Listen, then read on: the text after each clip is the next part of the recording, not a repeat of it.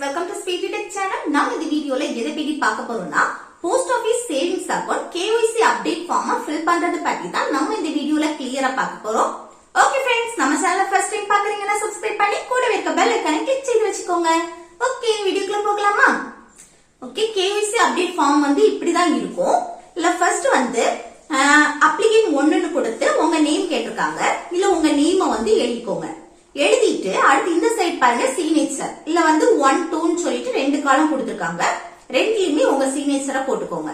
அதுக்கப்புறம் இந்த சைடு வந்து ரீசன்ட் போட்டோ. இப்போ வந்து ரீசெண்டா எடுத்த போட்டோ வந்து ஒட்டுங்க. சரியா? அடுத்து கீழே பாருங்க அப்ளிகேஷன் 2ன்னு கொடுத்தோம். திரும்ப உங்க நேம் சிக்னேச்சர் இதெல்லாம் கேட்டிருக்காங்க. அப்ளிகேஷன் 3லயும் நேம் சிக்னேச்சர் இதெல்லாம் கேட்டிருக்காங்க. இதெல்லாம் எதுக்குன்னா இப்ப ஜாயிண்ட் அக்கௌண்ட் ஓபன் பண்றீங்கன்னா அந்த ஜாயிண்ட் அக்கௌண்ட் ஹோல்டரும் அவங்களோட நேம், அவங்களோட சிக்னேச்சர், அவங்களோட போட்டோ ஓட்டுறது போல இருக்கும். சரியா? இல்லைன்னா வேண்டாம். ஃபர்ஸ்ட் அப்ளிகேஷன் அந்த இதுல மட்டும் பாக்ஸ்ல மட்டும் உங்க டீடைல்ஸ் கொடுத்தா போதும். அடுத்து கீழே பாருங்க நேம் கேட்டிருக்காங்க. இதுல வந்து உங்க நேம் வந்து கேபிட்டல் லெட்டர்ஸ்ல ஃபில் பண்ணுங்க. அதுக்கப்புறம் ஹவுஸ் நம்பர், உங்க வீட்டு நம்பர் கேட்டிருக்காங்க, அதை எழுதுங்க. அடுத்து லோகாலிட்டி, உங்க இடத்தோட நேம் எழுதுங்க. அடுத்து ரோட் நேம், உங்க தெரு நேம் எழுதுங்க. அடுத்து லேண்ட்மார்க், இது வந்து உங்க வீட்டு பக்கத்துல ஏதாவது ஃபேமஸா ஏதாவது ஒரு இடம் இருக்குன்னா அதை எழுதுங்க. சரியா? அடுத்து என்னன்னா சிட்டி நேம் எழுதுங்க, பின் நம்பர் எழுதிருங்க. அடுத்து ஸ்டேட் நேம், கண்ட்ரி நேம். அதுக்கப்புறம் கீழே மொபைல் நம்பர் கேட்டிருக்காங்க, உங்க மொபைல் நம்பர் எழுதுங்க.